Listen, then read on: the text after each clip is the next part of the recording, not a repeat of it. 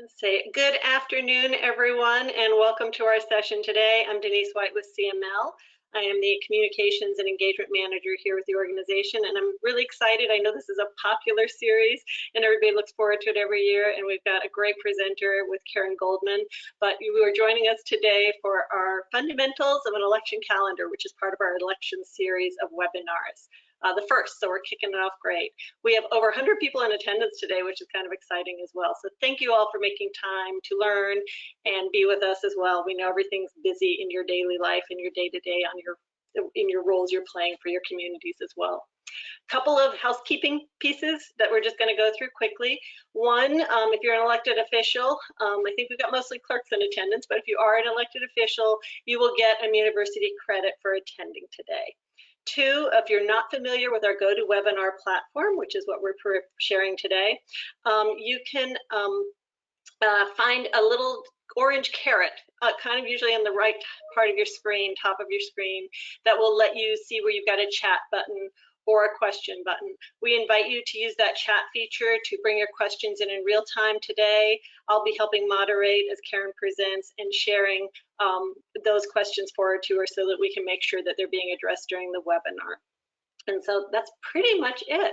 I know we got a lot packed in today, so without further ado, I would love to introduce Karen Goldman, who helps, many of you know her already, but she is a clerk extraordinaire and helps run our clerk advisory program and is here to teach us with this webinar. So Karen, all to you. All right, thank you, Denise. I just want to say that I'm talking from my phone. Hopefully everybody can hear me. I don't know, every time I go on one of these platforms, something always happens to me and I'm not sure exactly what. But anyway, as Denise said, feel free to ask questions. We'd like to have you do it in real time. We're happy to stop the presentation and answer your questions, so don't be shy.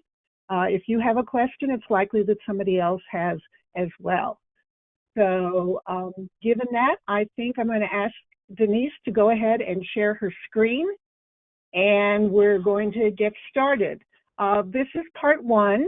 The way these webinars work, in case you haven't participated in them before, is we do a series of 5, and we'll do 4 before your April election, and then we'll do 1 wrap up after the election to find out how things went, if there's something we missed talking about ahead of time, something you wished you had known, that we can incorporate into the next time we do these sessions, and I hope everybody will continue to join. So with that, I'm going to ask Denise to go to the next slide, please.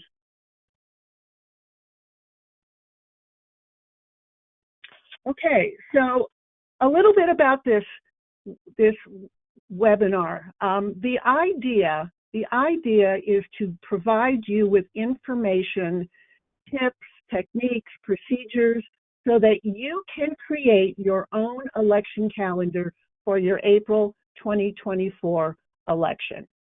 And we're not going to do it for you, because I always feel that the best way to learn is to do it yourself. And so we're going to go through some of the procedures, some of the things you have to think about. And again, if you have any questions along the way, please put them in the chat box, and Denise will let me know there are some questions that I can answer. So let's talk about what you need before you actually create your calendar. First of all, you're going to need some kind of a format. You're going to have calendar pages on hand so that you can write down the dates that are important for you to know about. And so I'm old-fashioned. I use paper. I have a paper calendar. In fact, I just bought one yesterday for 2024. You're able to do that, or if you're more comfortable doing it online, that's fine. And you want to have those pages where you actually have like blocks for each date where you can write in the information and the procedure that you need to do.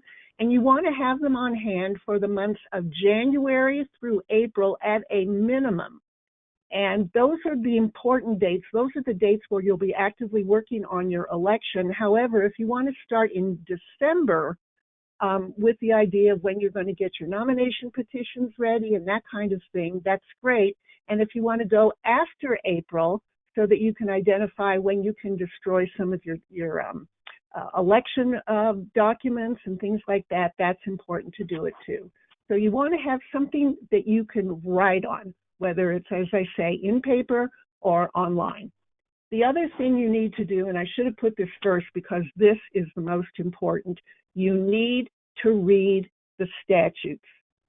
The statute that you need to read is Article 10 of Title 31, which is called the Municipal Election Code of 1965, with just a couple of exceptions. Everything you need to know will be contained in these statutes.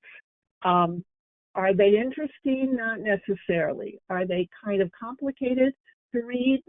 Sometimes, but you need to do it. I kind of like it to try this way. It's similar to when, let's say you want to try a brand new recipe, a new cake or maybe a new pasta dish. You cannot make those unless you have a recipe.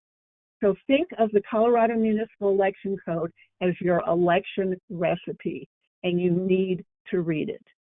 I still read it, and I find things that I thought, I don't remember having read this before. So please read your statutes. And I believe all of you should have received your 2023 Red Books, your Colorado Revised Statutes, which they have a red cover, so we call them the Red Books. All right. So after you've read the statutes, then you want to take a look at other materials. And the first one I mentioned here is the 2023 election book. You will get it. We were a little late in doing the updates, and since we had two pretty major election bills during this 2023 legislative session that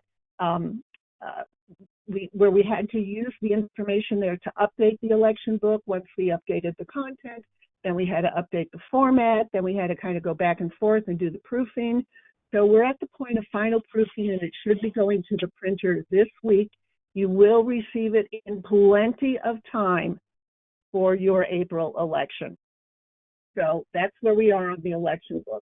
The other thing, other place that you might want to look is if you are putting a Tabor issue on your ballot in April, you want to make sure you understand and you're familiar with the provisions of Tabor that are contained both in the Colorado Constitution and also in Title I for specific Tabor requirements, especially the requirements regarding the Tabor notice or the ballot issue notice. And I talk about that a little bit later on in this presentation.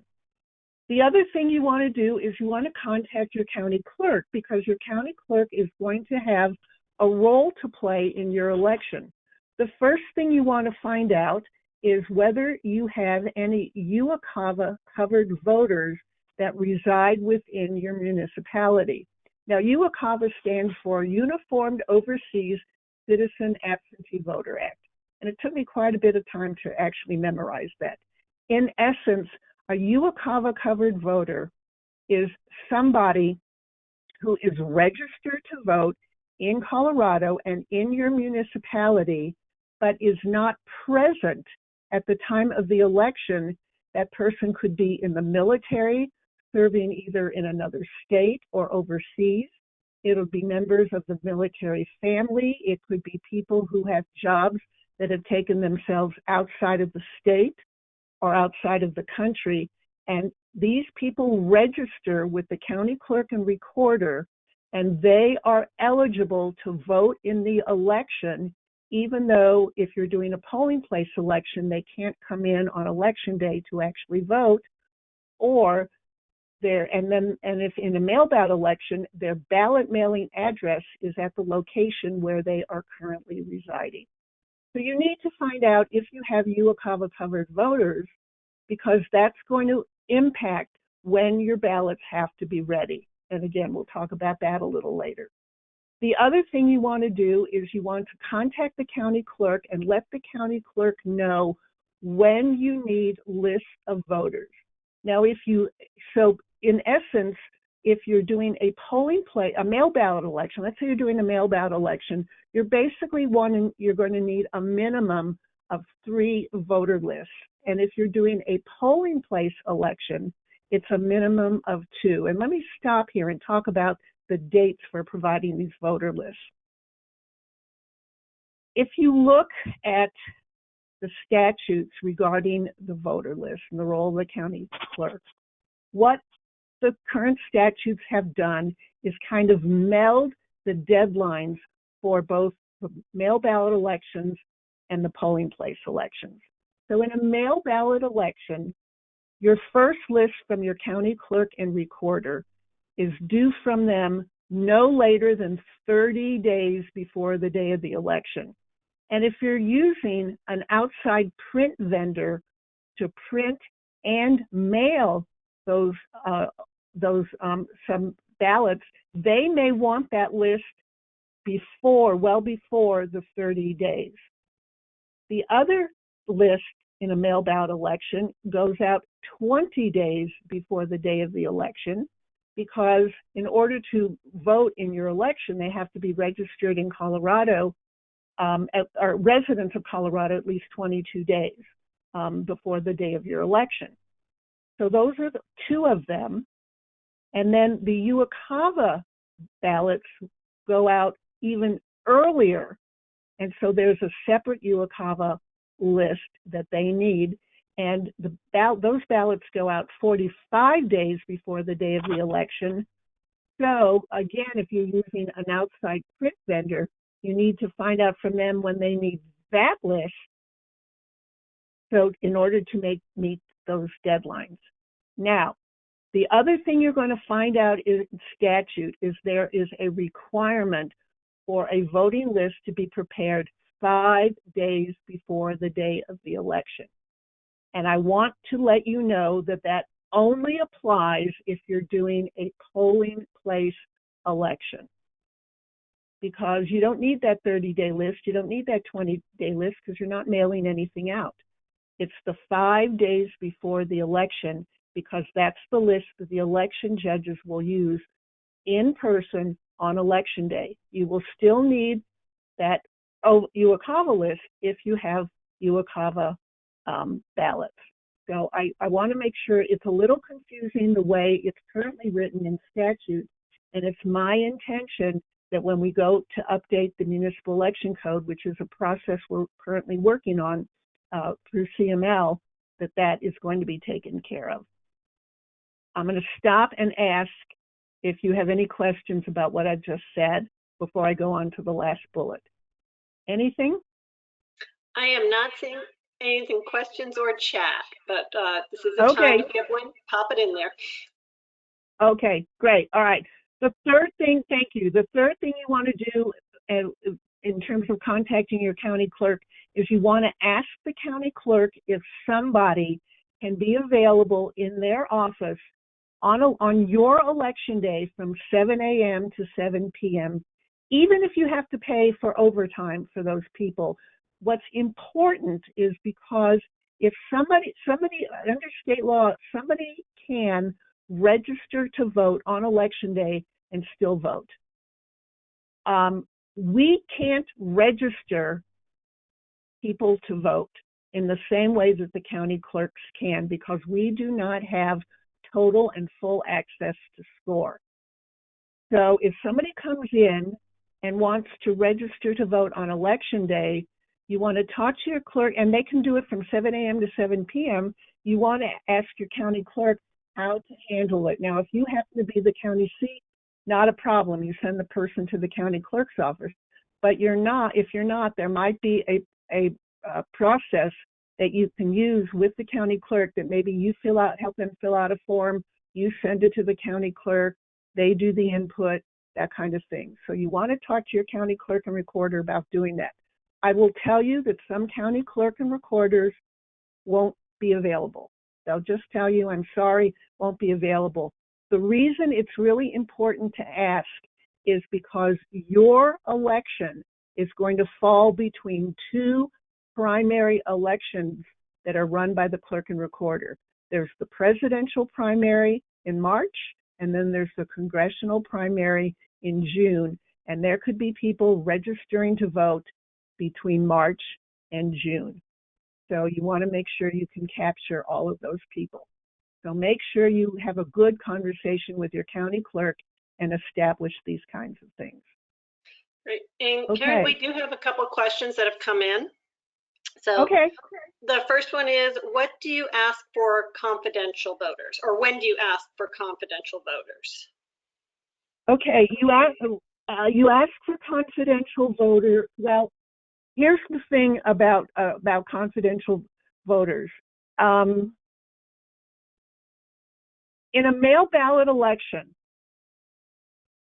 if you are sending out the ballots yourself, or you're having a print vendor do it for you, you want to make sure that you include confidential voters in the list that you obtain to mail out the ballots, or the list that the print vendors will use to mail out the ballots, because these are people who are registered to vote, and they will have that information.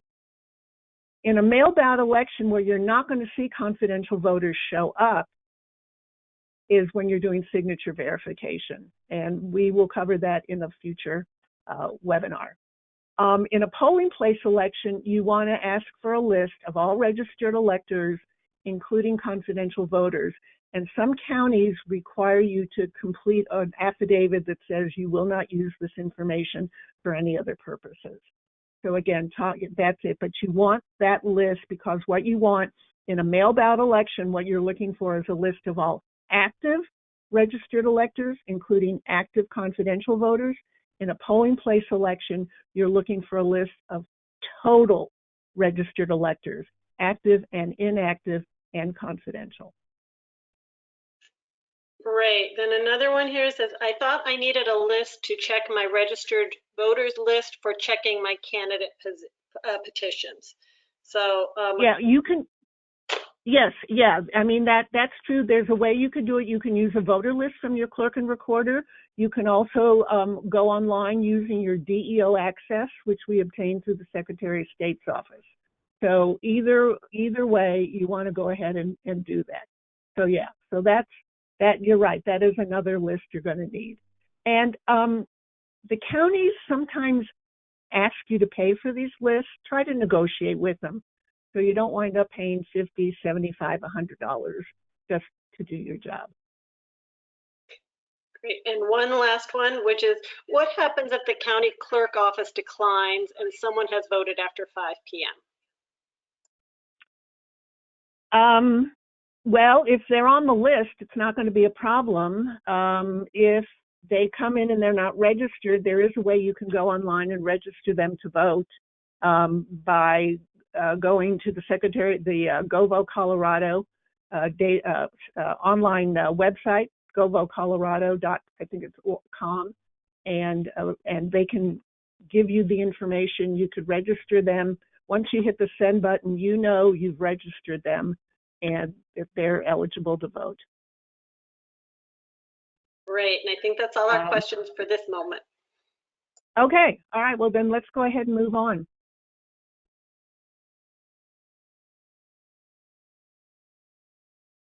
Okay, so here now let's talk about how you set the dates. So the first two bullets talk about the days before Election Day and the day after Election Day. If you consider Election Day to be day 0, then anything that happens before, you count backwards from day 0. So Tuesday is day 0. Monday is 1. Sunday is 2. Saturday is 3. Friday is 4, and so on and so forth. So it's really a good idea on your calendar, whichever one you're using, is to number those days. So you only have to count once. You don't have to keep counting to figure out what the days are. And I would go back as far back as you need to, at least 45 days if you have a ballot, but probably even earlier, because one of the things you're going to do is include in your calendar not only the deadlines, but also the internal deadlines that you have, like the date you need to have your nomination petitions available and ready to go. Again, if you're going after Election Day, Tuesday is 0, Wednesday is 1, Tuesday is 2, Friday and so forth. Friday is 3, so forth, and so on. So that's what you want to do, and you want to go at least, well, 10 days out for the canvas and maybe longer in case you might have to have a recount or things like that. And then the other thing you need to do is pay attention in statute to the following phrases. The phrase prior to, if it says prior to 63 days, then the deadline is 64 days. No later than 63 days is 63 days. Not earlier than, that doesn't exist, but the word before the 63rd day means anything before that date. So pay attention to that. I will tell you that as we're looking to amend the election code, we're trying to take out all the differences and include one phrase in every situation where there is a deadline. So until we get that done, pay attention to those phrases. Next, please. The other thing you need to do is remember to count all calendar days, and that includes weekends and holidays, unless you see the term business days. That will show up, not often, but it will show up.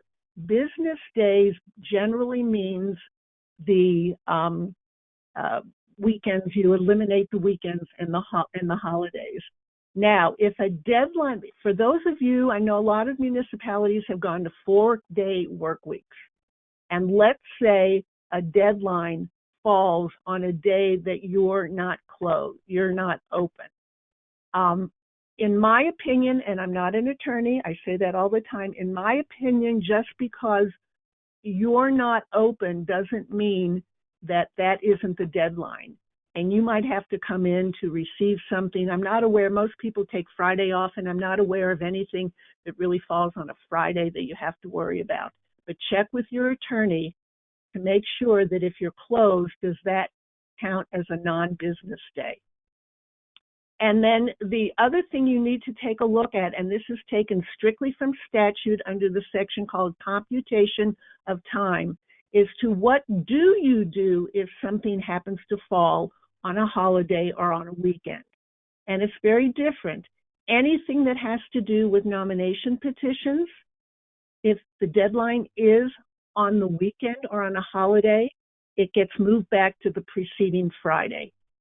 And anything else in statute that falls on a weekend or a holiday for the deadline moves to the following Monday. So pay attention to this. So again, what did I say? Read the statutes. Any questions about this? If not, let's move on. Yep, I'm not seeing any new ones come in. Okay, we'll move on. The other thing you need to consider is, well, let me put it another way. I've seen calendars, and I'm happy to review your calendar once you have done it. I've seen people go through the state statute, and every time it talks about a specific procedure and a deadline, that gets included in the calendar, even if that has nothing to do with your election. The best example I can say is that all the Tabor deadlines are in there, and you don't have a Tabor item on your ballot. Why include it? It just takes up space, and it confuses you and everybody else. So only include the dates for the procedures that are relevant and relevant to your election and part of your election. Similarly, only include the dates that pertain to the type or the form of election that you are conducting, either a mail ballot election or a polling place election. If you are holding a polling place election, don't include the deadlines for mailing out mail ballots because it's not relevant to your election. So only include what you have to and absolutely nothing else. The other thing that I suggest in your calendar, because we're going to talk about other calendars toward the end, is that you include your preparation dates along with your actual dates. For example, your nomination petitions have to be available 91 days before the day of your election, which is going to be in early January. Okay? And so, but in December, when you start to put together your packet, your petitions, your instructions, maybe your campaign finance information and forms, give yourself a deadline for assembling all that stuff and include it in your calendar. Maybe you want to put it in a different color ink pen or maybe a different color font if you're doing it online, but make sure you include preparation dates. Similarly, if you have to mail, if you're using a print vendor, like I said before, and the print vendor needs the printed ballots by a certain date, make sure you include that. And I guarantee you they're going to need it prior to the 45 days before, or the 22 days before the day of you mail out your mail ballots. So put those things there and identify the entities that are responsible for the action. Is this you? Is it your print vendor? That kind of thing. And then don't stop with the day of your election. You want to include the last day in a mail ballot election for your discrepant signature letters to come in, when your UOCAVA ballots can be returned, which is 8 days after the election, any kind of recount dates. God forbid you have to do a recount, but you know, it might be. And even I'd even go so far as to determine when you get to dispose of some of the election materials you've retained from your election, including your ballots, which you keep for 25 months after the day of your election. So include all this stuff in your election calendar as well. Next slide, please. All right. So for a polling place election, these are the types of items that you're going to want to include in your election calendar. So the first one is obvious, the nomination petition circulation time period, which is 91 to 71 days before the day of the election. You want to also including other items related to the petitions, the date for amending them, the date from withdrawing, the date you can become a write-in candidate, that kind of thing. You could include the date to cancel an election, because we do know that practically 1/3 of statutory town elections wind up being canceled. So you want to make sure you know what that deadline is. If you're doing a polling place election, obviously you will have absentee ballots, likely to people wanting to vote by absentee ballot. So what's the time period for applying for an absentee ballot? What's the time period for sending out absentee ballots? The other thing has to do with the appointment of election judges. What's the deadline for that? When do you post and publish your legal notice? If you've got UOCAVA voters, what's the deadline for mailing those out? If for those who have people who spend or receive money, and I know a lot of small communities, nothing happens until it does, the Fair Campaign Finance Act, filing deadlines which are new, starting in January 1st. There are, for statutory communities, there are 2 different sets of dates. For municipalities with populations, I believe it's under 2,000, the dates are as they currently appear in law. If you happen to be a statutory community with a population of more than 2,000, you've got different and additional reporting requirements. So this information is going to be found in the Fair Campaign Practices Act statutes, which happen to be in Title I. And also the election book clearly specifies what those dates are. But pay attention. The dates to receive your voter list, you want to include that. The date for your canvass. The canvass is when you determine the the final votes that were cast in your election. It's the point at which your election results become official from unofficial. And then, of course, the date to swear in your elected officials. And I always suggest that you wait until after the canvass in order to do that, which is a change from the past because a lot of municipalities have their next council or board meetings like the same week as your election, and they go to swear in people. But with mail ballot, with UOCAVA ballots, things like that, the deadline is a lot longer, a lot further away from the actual election. So I always suggest that you go ahead and wait until do that. So any questions about this for people who are going to have a polling place election? We do have a couple questions. The first one is we just want to confirm that the election books have not been mailed yet, and I will help confirm that no, those should be going to press at the end of this week and should be available following week or 2 weeks. So we will have those out to you very shortly. And then the question for you, Karen, is do objections to nomination petitions apply to all types of elections? The timeline requirement for that is a little bit confusing when compared to determining the petition's sufficiency. So, okay, so first of all, okay, so the objection, I think the deadline for filing an objection to a nomination petition is 3 days after the petition is actually filed.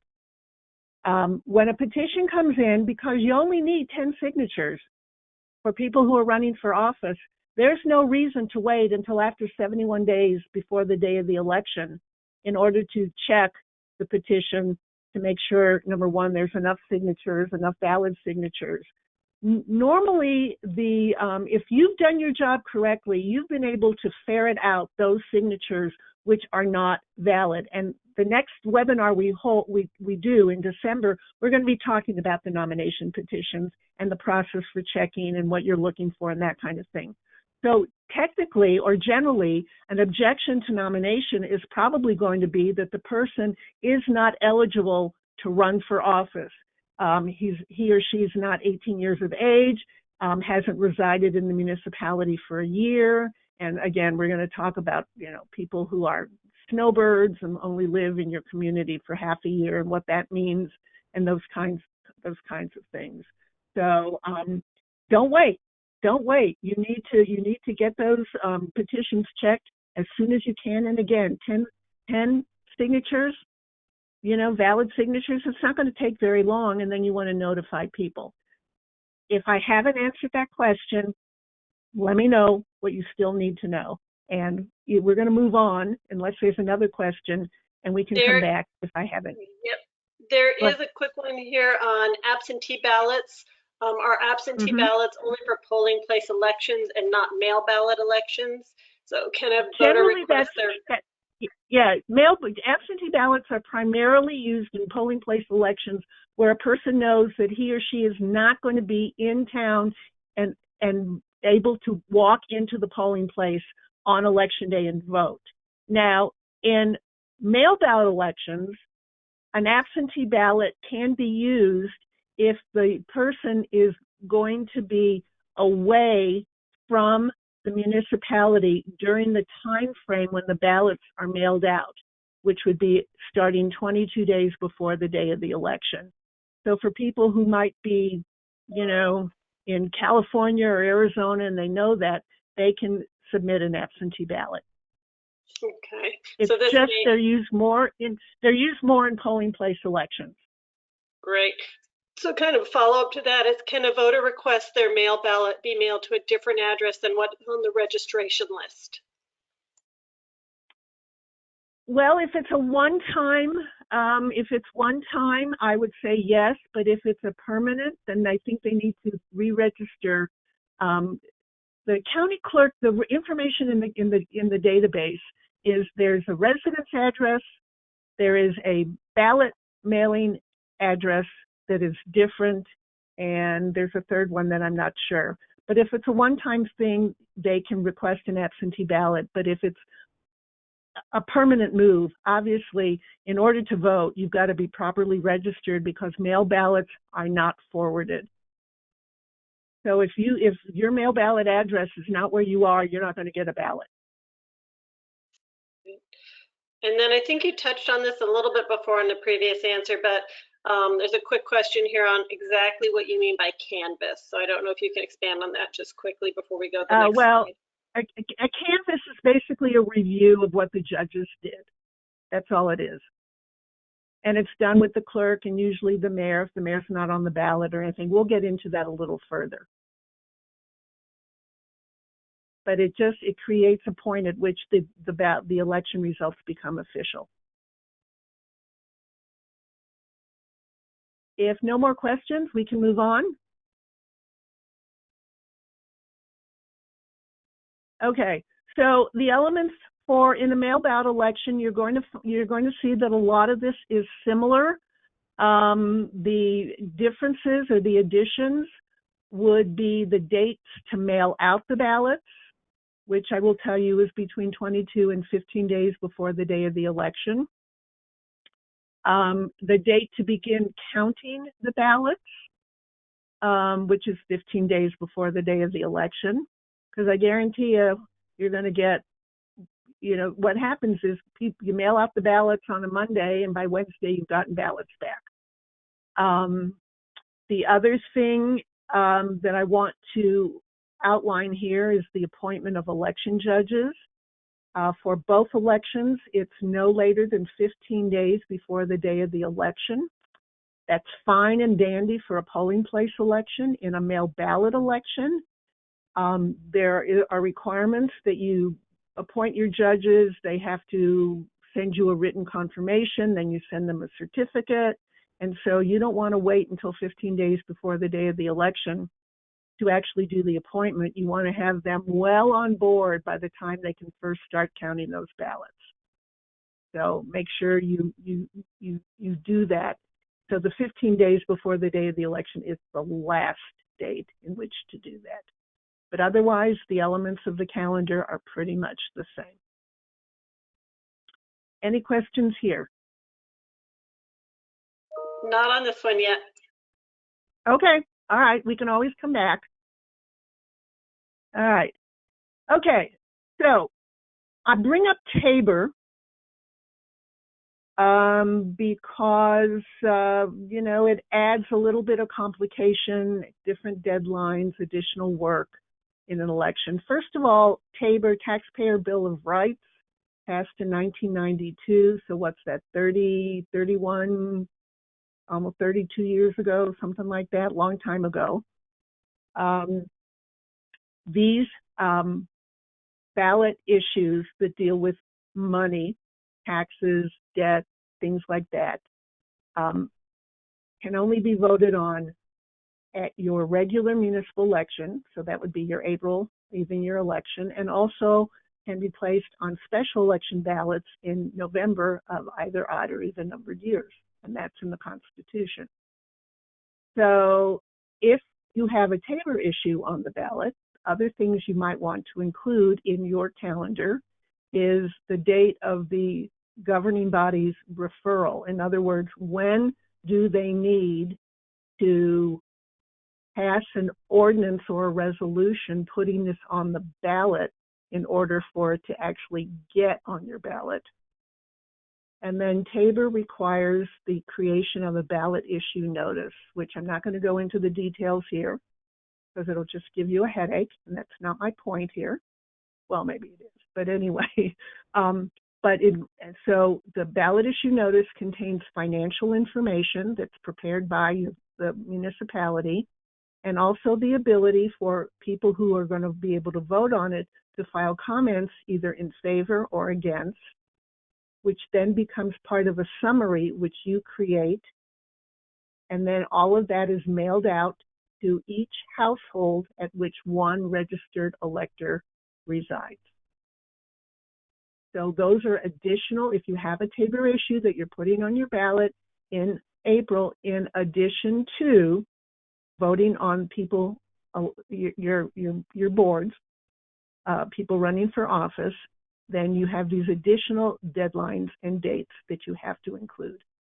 And again, Tabor is found in the Colorado Constitution. I said that in my first slide, and also some provisions in Title I.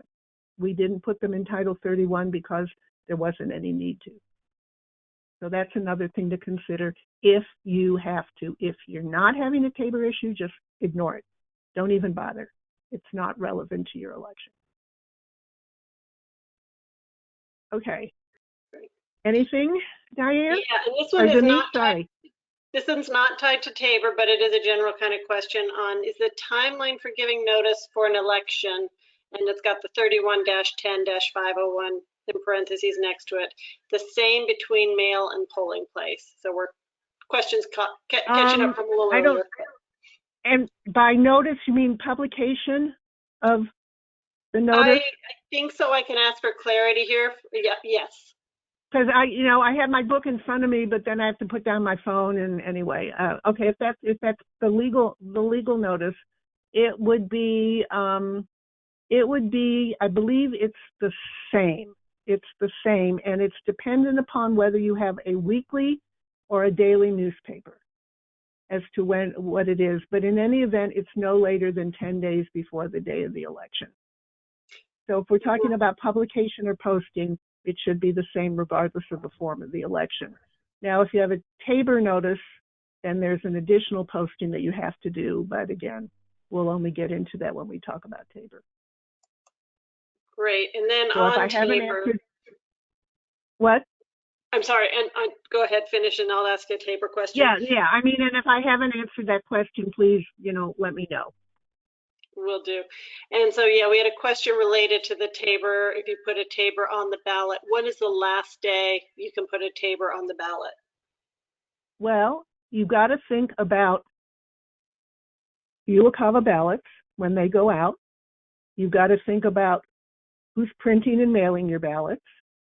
Those are considerations that you have to think about, because if you have to mail out your ballot, if you have UOCAVA voters and you have to mail those ballots out 45 days before the day of the election, and then you have to mail then you can't, the governing body has to act well before 45 days before the day of the election. And otherwise it's not going to be on the ballots that you send to UOCAVA voters. So those are the kinds of things you have to think about. Once you get your regular calendar deadlines established, then you can work backwards and tell your governing body, you have to pass this by this date and no later. And if you got UOCAVA voters, or even if you don't, you're using an outside vendor, you've got to figure out how, when it is they need the ballots so that they can print them, give you time to proof them, get them printed, get them mailed. So there's no one date. It's all dependent upon how many meetings you have a month, and whether you have UOCAVA voters, whether you're doing a polling place election or a mail ballot election. All those things have to be taken into consideration.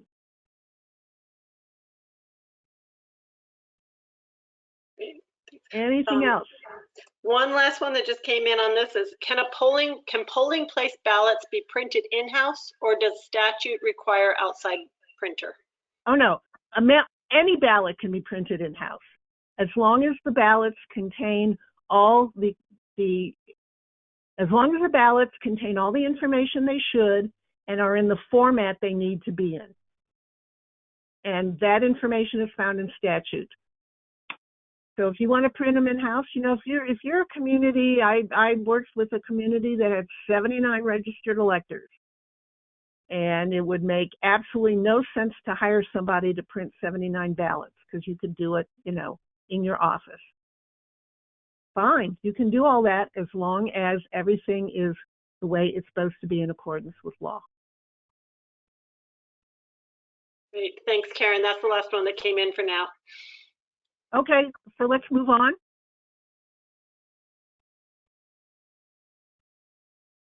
Okay, so you've got what I call your office calendar, and that's fine and well.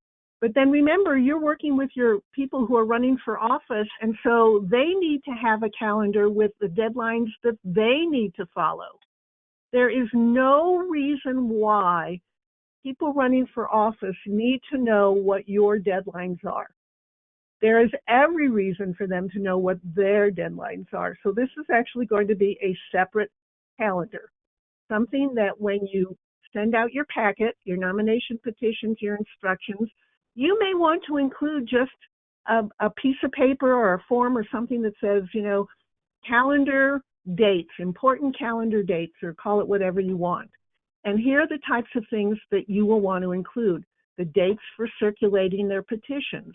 If they don't, get you enough signatures the first go round, I mean, if you only need 10 signatures and they turn in 10 signatures, I guarantee you they're not going to have enough, because I've never seen anybody turn in a nomination petition where every signature was valid. So you always have people get more than they need. You don't tell them how many more because you never know, but you want them to do that. So you give them the date for circulating the petitions. If they fall short, they can amend their petitions. You want to give them that deadline. If they're going to be spending money or receiving money, you want to give them the new dates for when they need to file their reports. If they decide they made a mistake, they woke up one morning and go, oh my God, what was I thinking? And they want to withdraw, what's that date? When they will get sworn in if they're elected. If there is a need for a recount, whether it's mandatory or non-mandatory, those dates. When they can contest the election, if we get to cancel the election and declare them elected, when that, so all those things, the date the ballots will be mailed out. But these are the kinds of things that you would like to, and I think it's a great idea to give them as much information as you can, so it's not a big surprise. It helps you, it helps them. So this would be my suggestion for candidates. If no questions, we can move on.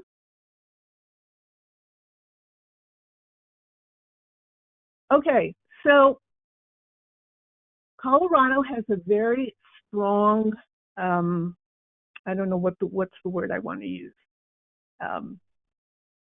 Colorado is one of the few states that I'm aware of that has the ability for citizens to place things on the ballot. Believe it or not, you can't do that in every state.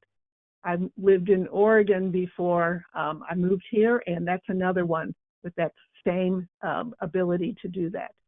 So anybody who, people can put something on the ballot themselves, or if there's an item on the ballot that's been put there by the governing body, people can form what's called an issue committee to either support or oppose what voters are being asked to vote on. And so if you have any issue committees that establish themselves by filing a registration form with you, these are all campaign finance related forms, then they have certain deadlines that they have to follow as well. And you want to give them those, a calendar or a list of the dates just so that they know. So one would be when campaign finance reports are due, because issue committees usually collect money or spend money in order to support or oppose something that's on the ballot.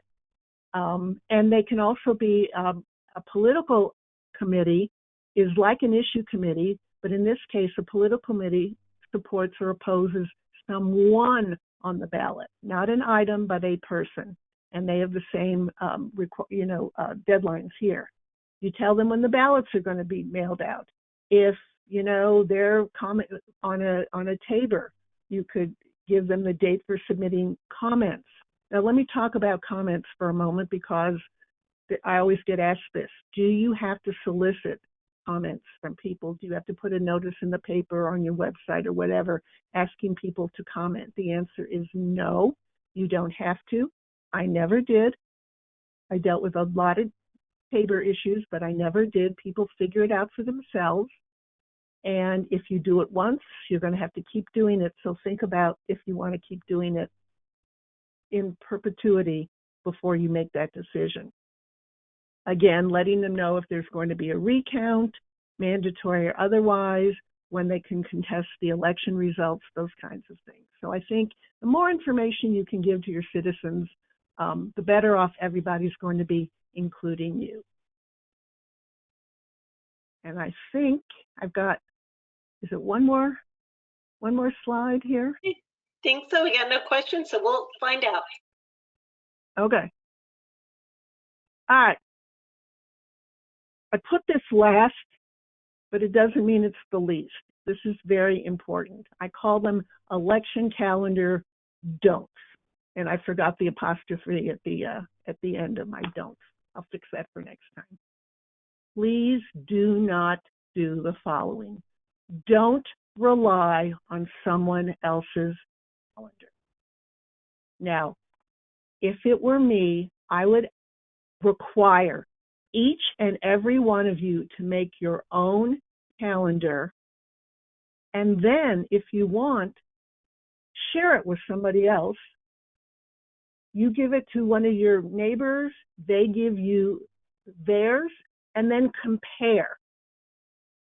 And the reason I say this is, number one, if you're going to rely on somebody else, you're really going to be lazy and you're never going to learn. And it's important that you learn, because when it comes to elections, I'll let you in on a little secret. Attorneys don't always understand how elections work because they rely on you. And if you don't know how it works, I always tell people, your attorney's got to defend you in court. I'm not an attorney, but I have seen some attorney opinions that make me roll my eyes. So you need to know how this works. Everybody's relying on you to figure things out. So create your own calendar. I am more than happy to look at your calendar after you've done it. I'm not going to do it for you. Nobody else should do it for you. I know I'm verbally shaking my finger at you. However, this is very, very important. The other thing is, don't not read the state statutes. I get calls from people or emails from people asking me, where can I find, or like, how do I do this? Or when does this happen? And I'm more likely to answer with a citation. So you can go first. And I love it when people say, this is my issue. I read the statute. This is how I interpret it. Am I right? And then I love to say, yes, that kind of thing. So you have to read the statutes. The other thing that's really important, I know there are a lot of municipalities out there who have not run an election in many, many election cycles, because you've always either you've been able to cancel your election because you've had enough candidates, the same number of candidates as you had positions available, or you haven't had enough and you can cancel and then appoint. And then suddenly everybody wants to run for office, and you go back and you find a form from 12 years ago.